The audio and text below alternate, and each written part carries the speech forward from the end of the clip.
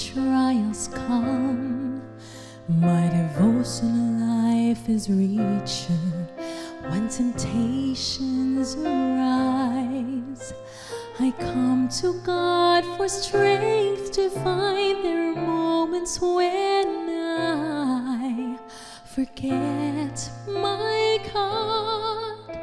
It's when life seems to be okay. Lord, I need you more today. When my life is fine and great, when everything is going my way, in times when I let go of your hand, when pride seat in my heart, when self becomes the center, that's when I need you the most. Like David when I'm on a mountaintop,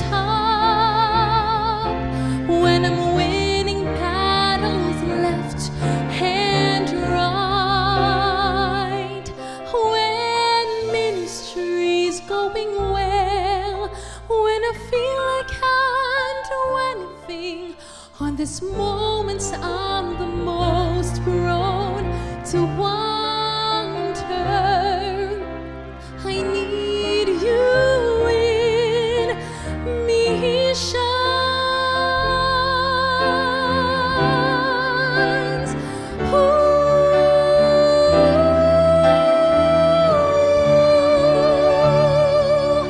Lord, I need you more today. When my life is fine and great, when everything is going my way, in times when I let go of your hand, when pride seat in my heart, when self becomes the center, that's when I need you the most.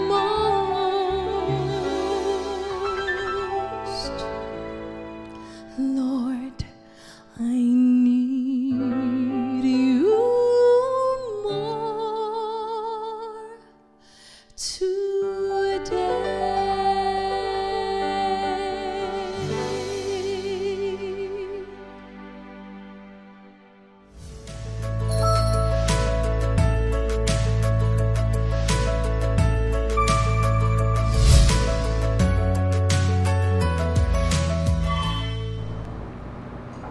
Akong mainiton nga pagpanimbaya sa tanan nga mga nagasubaybay nining atong matagabiing programa sa Hope Channel Central Visayas, sa atong mga tagdumala, mga pangulo sa atong kaumhan sa kinatibuk-an sa Central Philippine Union Conference, sa tanang mga kahigalaan.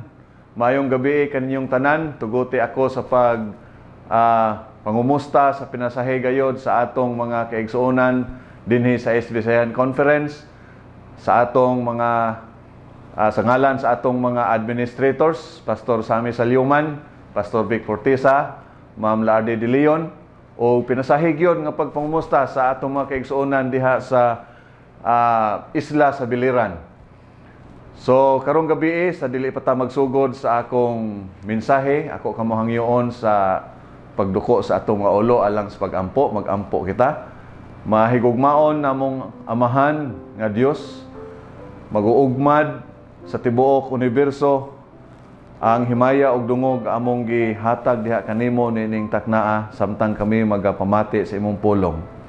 Hinaot ang langitnong kaalam among maangkon. Panlangini ang among mga kahigalaan nga naa sa ilang tagsa ka mga puloy-ana nagapamati niining maong mensahe. Ang imong bendisyon ilang madawat kay kining tanan among ginatugyan o ginasalig pinaagi sa ngalan ni Hesus nga among manluluwas. Amen. Daghang kaayong mga butang nga atong nakat-unan niining pandemya, mga kaigsuonan.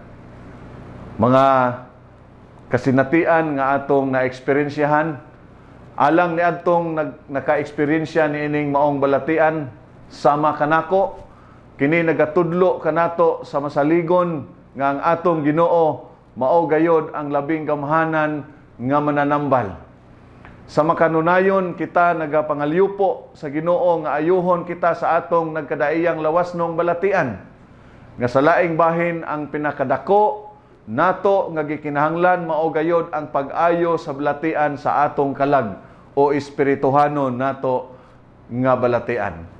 Oo, yes, physical maladies can at times feel more urgent and seems more painful than unforgiving sins in our lives. Mao kini ang usa ka butang mga kaigsuonan nga usahay maghatag kanato og pagpamalandong nga ang atong lawasnon, sakit, mga nagkalain-lain nga mga balatian sa atong lawas apan atong hinumduman nga ang wala mapasaylo nga sala sa atong kinabuhi mao kini ang labi nato nga gikinahanglan. Niadtong 1485 dunay misteryoso nga sakit nga gihinganlan og sweating sickness nga nagkalas og linibo ka mga kinabuhi sa tao. Kining maong sakit mga kaigalaan didto kini nahitabo sa England o sa continental Europe. Kung atong tan-awon sa Google mga kaigsuonan, mga kapaglaom, ato gayud kining mahibaw-an kining maong balatian. Og ang tao nga maigo niining maong balatian ni adtong panahona, singuton siya og grabe nga singot sa iyang lawas. Unya pipila lamang ka oras siya mamatay. Ug kining maong sakit mga kaigsuonan, dugay-dugay namang gining nahitabo, pila na ka century ang nilabay, apan wa gyud mahibaw-i og unsay hinungdan ug unsa poy tambal niining maong balatian nga gitawag sa ilang kapanahonan og sweating sickness. Mao kana ang balatian nga mikuylanap na himong pandemya usab ni atong ilang kapanahonan. Ang balatian usa kini ka makaharadlok alang kanato. Apan karong gabi mga kigalaan atong eksperyensyahan ang pagtandog sa pagpang-ayo ni Ginoong Hesus. Gani sa atong kalibutan karon, matud pa sa World Health Organization, dunay sobra 30,000 ka mga balatian sa tibuok kalibutan. Apan sobra lamang sa 10,000 niini ang dunay available nga mga tambal. So makaharadlok mga kaigsuonan, mga kapaglaom, ang atong kahimtang sa kalibutan karon. Unya niining atong kapanahonan, niining pandemya nga atong giatubang, niya kining sakit nga COVID-19, maayo na lang gani kay dunay uban nga mga tambal nga ilang igadapat niini. Physically and spiritually, we are at war with disease. Kita nakigbugno sa atong matag-adlaw nga pagkinabuhi. Ang balatian nga lawas nun makapatay sa atong lawas, apan usab ang sala makadestruso o makaguba sa atong espirituhanon nga kinabuhi. Apan ang atong espirituhanon nga kinabuhi, mga kaigsunan, mahimong matambalan pinaagi sa pagpamalandong sa pulong sa Dios o pinaagi usab sa atong pagpakigdugtong diha sa atong gamhanan nga manluluwas nga mao si Ginoong Hesus. Sa Jeremias kapitulo 17 bersikulo 14 nagaingon, ayuha ako o Hiyuba, og ako mamaayo, luwasa ako, og ako mamaluwas, kay ikaw mao ang akong pagdaig. Mao kini ang usa ka pangalyupo sa usa ka propeta, mga kaigsuonan.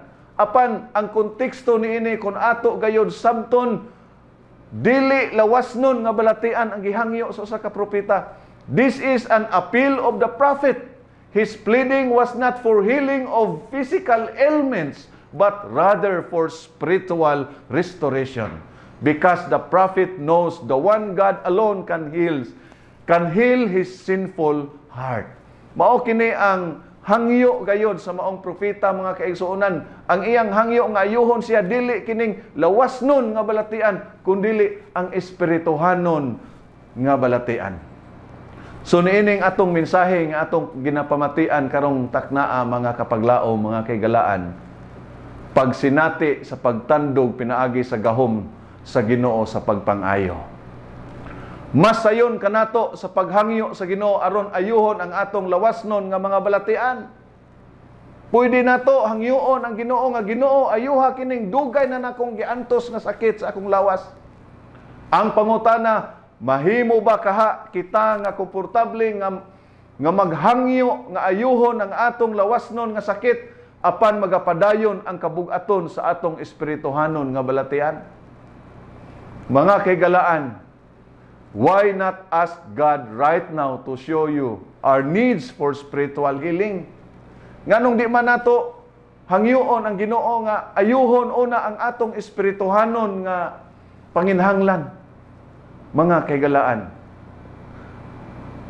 ang background sa atong pagtuon karong gabi makita sa Marcos Kapitulo 1. Kini nagasaysay mahitungod sa pagsugod sa pagministeryo ni Ginoong Hesus didto sa siyudad sa Capernaum. Og ang teksto nga atong pagatun-an mga kaigsuonan makita sa Marcos Kapitulo 2 versikulo 1 ngadto sa 11 nga kini nagahulagway mahitungod sa pagministeryo ni Ginoong Hesus. Si Hesus misulod sa lungsod sa Capernaum aron sa pagsugod sa iyang buluhaton sa pagpangwali mahitungod sa ginharian sa amahan. Og sa Kapitulo 2 nagsulti nga si Hesus iyang gipadayag ang iyang dakong gahom, naghingilin sa mga daotang espiritu, nag-ayo sa mga balatian. Alang sa baga nga mga tao nga nagasunod kaniya, sila gusto lamang musaksi kung unsa na usab ang mga mirakulo nga pagahimuon ni Hesus inay sa pagpamati sa minungdanong mensahe. Ang mga tao, baga nga mga tao, mga kaigsuonan, nagasunod-sunod kang Ginoong Hesus tungod kay aduna sila'y gustong masaksihan, tungod kay aduna sila'y mga panginhanglan sa ilang mga kaugalingon. Og diha sa Capernaum mga kaigsuonan, kining maong dapit o lungsod, importante kini nga dapit sa pagministeryo ni Ginoong Hesus sa iyang kinabuhi. Kay nganuman, ang Capernaum mao kini ang gitawag nga northern headquarters of his ministry. It was here that he put his great healing power on public display. It was here in Capernaum that he preached with power. It was there in Capernaum that Jesus Christ made his very public claims to be the Messiah. So mao na nga significant kayo mga kaigsuonan ang kining dapit sa Capernaum sa iyang kinabuhi. Kung atong basahon ang Marcos Kapitulo 2 versikulo 3, nagaingon og didto nagaabot nga mga tao nga nagdala kaniyag usa ka paralitiko nga giyayungan sa upat ka tawo. Versikulo 4, og kay dili man sila makasulod kang Hesus tungod sa panon sa mga tao, ilang gibuslutan ang atop sa ibabaw niya, og sa nakahimo na sila glungag, ilang gitunton ang higdaanan diin diha ang paralitiko. Versikulo 5, og pagkakita ni Hesus sa ilang pagsalig, siya miingon sa paralitiko, anak, ang imong mga sala gipasaylo na. Perting sayo na ideklarar ni Ginoong Hesus, mga kaigsuonan, no? Wala miingon sa Ginoong Hesus nga ang imong sakit nga paralysis o ang pagka-paralyze ni ining maong tao giayo na. Kundili mas sayon kang Ginoong Hesus ang pag-ingon, anak, ang imong mga sala gipasaylo na.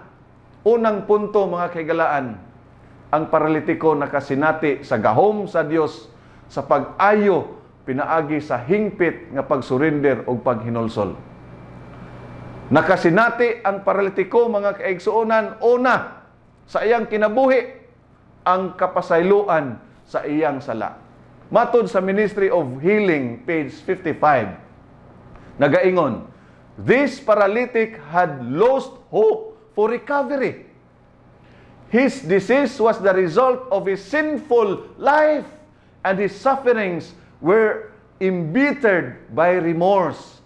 In vain, he appealed to the Pharisees and doctors for relief. They pronounced him incurable. They denounced him a sinner and declared that he would die under the wrath of God. Wa na'y paglaom ang paralitiko, mga kaigsuonan, sa iyang kinabuhi.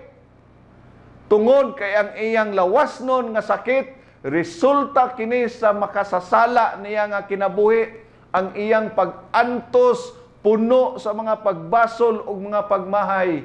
Gani, nagpakonsulta siya sa mga Pariseo, mga doctors sa iyang kapanahonan, apan gipronounce siya nga ang iyang sakit wa na'y kaayohan. O gihinganlan siya, gideklarar siya nga makasasala o mamatay siya ilalom sa kapungot sa Dios. Mao kana ang hulagway sa kinabuhi sa usa ka paralitiko, mga kaigsuonan. Kining maong tawo nga paralitiko nagaatubang og dakong krisis sa iyang kinabuhi. Nagaanto siya sa lawasnong balatian. Ubos kaayo nga emosyonal nga mga pagbati. Ekonomikanhon sa iyang mga panginahanglan, wala siya. No? Siya nawad-an og nagdepende lamang kung adunay muhatag kaniya alang sa iyang mga panginahanglan. Siya nagkinahanglan og pag-ayo sa iyang kinabuhi. Apan dihang sa diha nga nakabati siya kang Ginoong Hesus, nag-ayo sa mga balatian, naghimog dagkong mirakulo. Kining walay mahimo sa iyang kaugalingon nga paralitiko, mga kaigsuonan, mga kagalaan. Gusto mo eksperyensya sa pagtandog, kining touch of the Master, tandog o hikap sa gahom ni Ginoong sa pag-ayo. Sa Ministry of Healing, page 55, nagaingon, his great desire was relief from the burden of sin. Mao kana, mga kaigsuonan, ang labing gikinahanglan sa maong tao nga paralitiko. Nga ang iyang handom nga mapasaylo siya, magaan, mawala ang kabugat sa iyang sala. He longed to see Jesus and received the assurance of forgiveness and peace with heaven. Then he would be content to live or die according to God's will. Wow, kadako sa pagtuo sa maong paralitiko, mga kaigsuonan. Ingon siya sa kaugalingon, bahala kog mamatay o mabuhi man, basta ako mapasaylo, dunay kalinaw sa akong pangunahuna, sa akong kinabuhi, sa langitnon nga kalinaw. Mao kana ang gihandom sa maong paralitiko, mga kaigsuonan, sama sa pag-ampo sa maong propeta nga mao si Propeta Jeremias, mga kaigsuonan, nga atong gibasa, nga nagaingon, heal me, O Lord, and I shall be healed. Save me, and I shall be saved. Mao kana ang mga pag-ampo nila, mga kaigsuonan. The paralytic found in Christ healing for both the soul and the body. He needed health for soul before he could appreciate health for body. Before the physical malady could be healed, Christ must bring relief to the mind and cleanse the soul from sin. This lesson should not be overlooked. There are today thousands suffering from physical disease who, like the paralytic, are longing for the message, thy sins are forgiven. The burden of sin with its unrest and unsatisfied desire is the foundation of their maladies. They can find no relief until they come to the healer of the soul. The peace which he alone can impart would restore vigor to the mind and health to the body. Ministry of Healing, page 77. Mao kana ang pagpamatuod, mga kaigsuonan, sa usa ka tawo nga paralitiko. Ikaduha nga punto, pagsinati sa pagtandog sa gahom sa Ginoo sa pag-ayo, pinaagi sa pagtug-an sa atong pagkadautan o pagka makasasala. Ang Desire of Ages, page 203, nagaingon, through the same faith, we may receive spiritual healing. By sin, we have been severed from the life of God. Tiaon mo lang na igsoon, no? By sin, we have been severed from the life of God. Our souls are palsied. Ang atong kalag, ang atong espirituhanon nga kinabuhi, mga paralisado. Yun din of ourselves, we are no more capable of living a holy life than was impotent man capable of walking. Usahay, dili na ta makahimo sa pagkinabuhi nga balaan sa atubangan sa Ginoo. Wa na tay gahom mga kaigsuonan, wala na tay ansaya nang moral sa atong kaugalingon sa atong kinabuhi sa paglakaw. Ngano man nahilayo na kita sa Dios, our souls are palsied.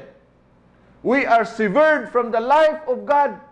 Tungod sa atong mga sala, busa nagakinahanglan kita og pag-ayo. Muning giingon dinhi sa Desire of Ages page 203. Kining pulong severed na bugto, nahilayo, naputol nga relasyon sa Ginoo tungod sa atong mga sala, mga kapaglaom, mga kagalaan.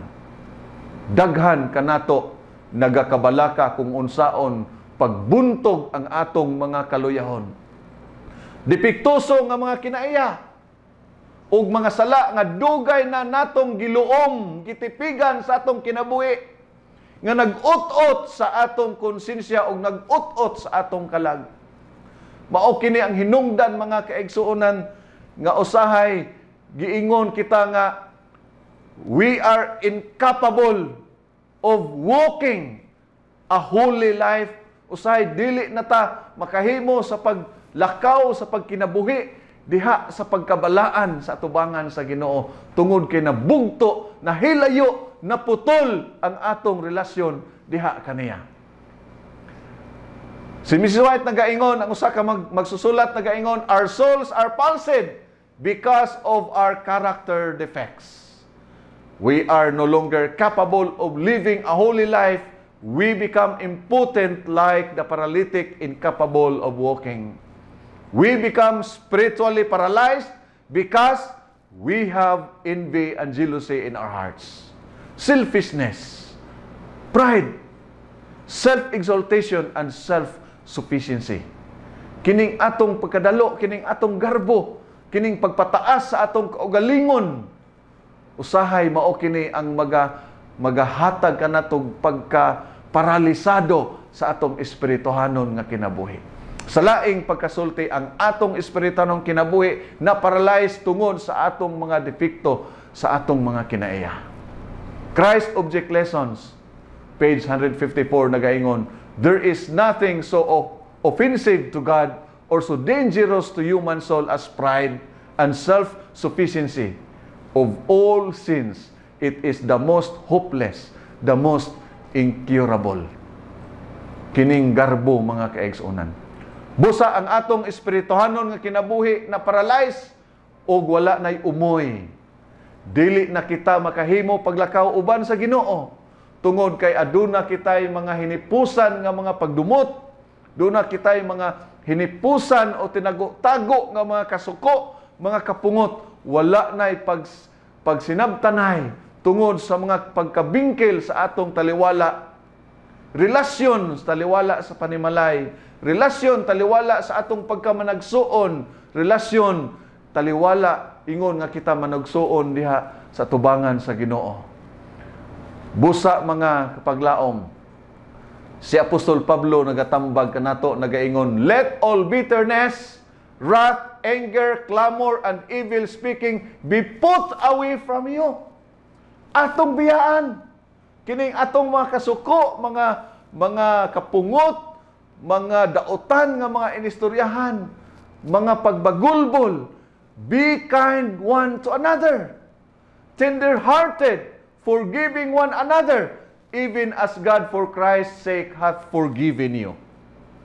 Mauni ang tambag ni Apostol Pablo alang kanato mga kaigsuonan aron mamaayo ang atong espirituhanon nga kinabuhi.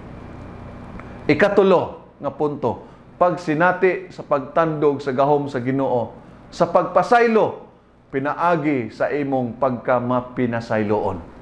No?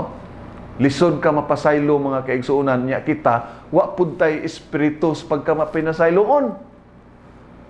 Matud pa sa usa ka manunulat nagaingon, forgiveness is a virtue of the brave. Ang pagka mapasayloon mga kaigsuonan kinaiya kini siya sa mga isog nga mga tao. No? Si Mahatma Gandhi nagaingon, the weak can never forgive. Forgiveness is the attribute of the strong.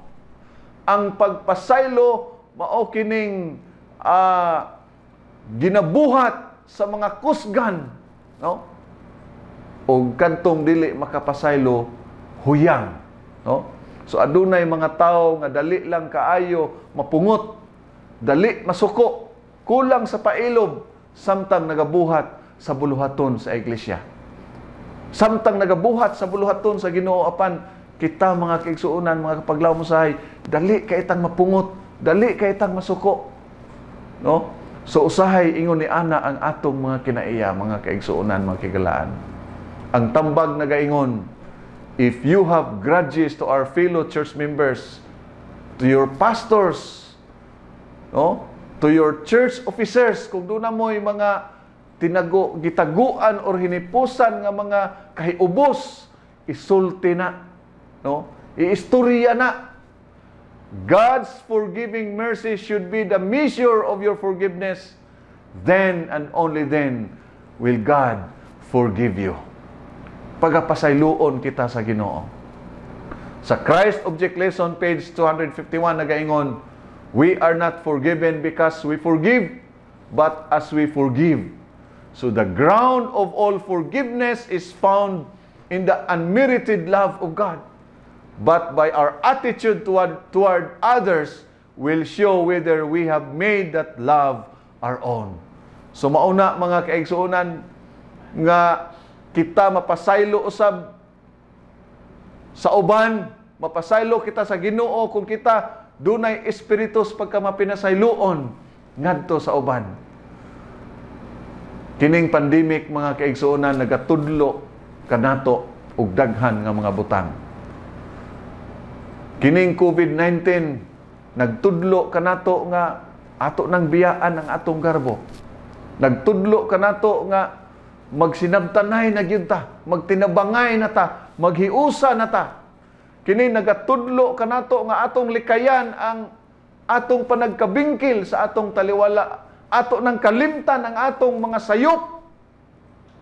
Kay niya pata sa kalisod, sa kalisdanan, niya pata sa pandemya, o niya, doon na pa'y mga sama ni ini nga mga butang sa atong taliwala, mga kagalaan, musamot na gyud ka krisis ang atong kinabuhi. To experience God's healing power against pride and self-exaltation, pray for humility and selflessness. To experience God's healing power over anger and hatred, pray for more patience and peace. Mauna mga kaigsuonan, sa libro sa Desire of Ages 123 nagaingon, so long as we united to Him by faith, sin has no more dominion over us.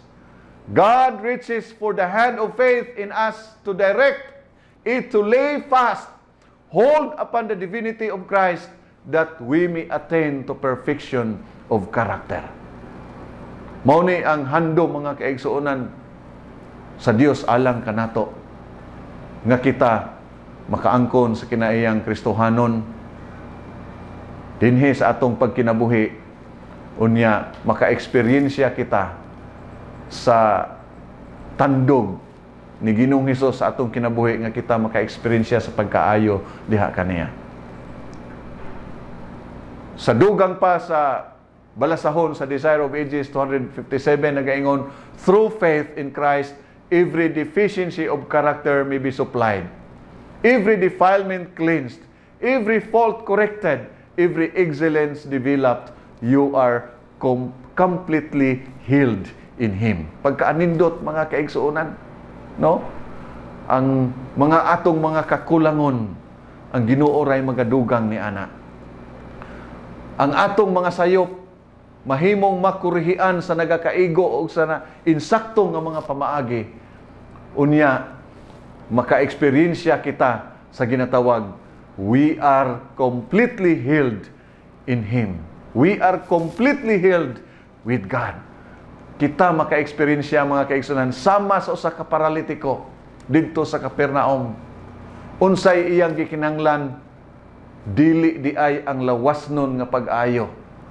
Tungod kay ang lawasnon nga balatian musunod ra na nga pag-aayuhon sa Ginoo. Ang unahon di ay mga kaigsuonan ang gitawag nga spiritual healing, no?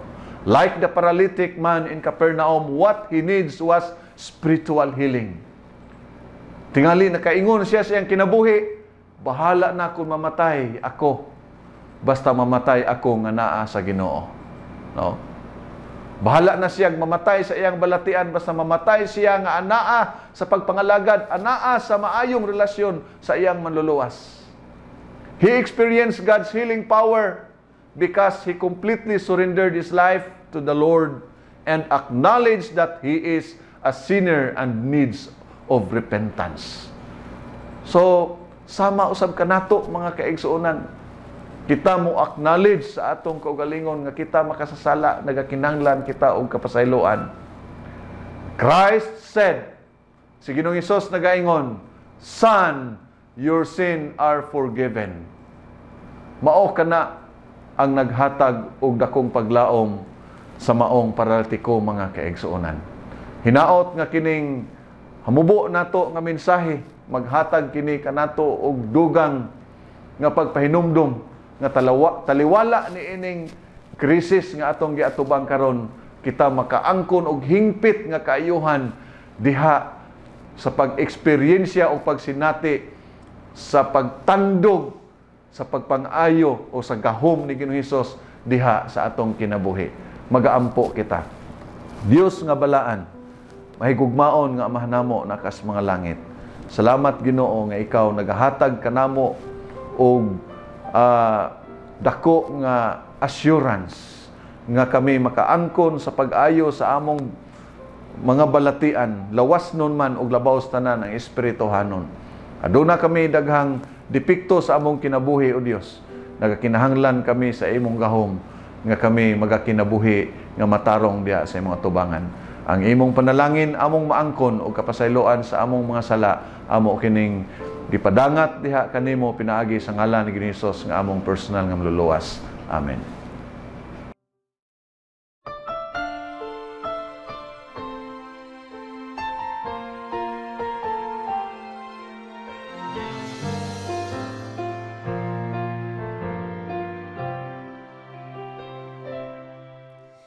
In my life when trials come, my devotional life is richer. When temptations arise, I come to God for strength to find. There are moments when I forget my God. It's when life seems to be okay. Lord, I need you more today, when my life is fine and great, when everything is going my way. In times when I let go of your hand,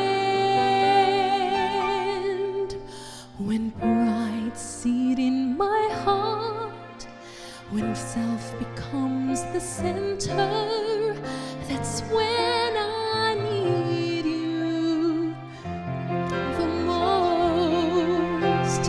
Like David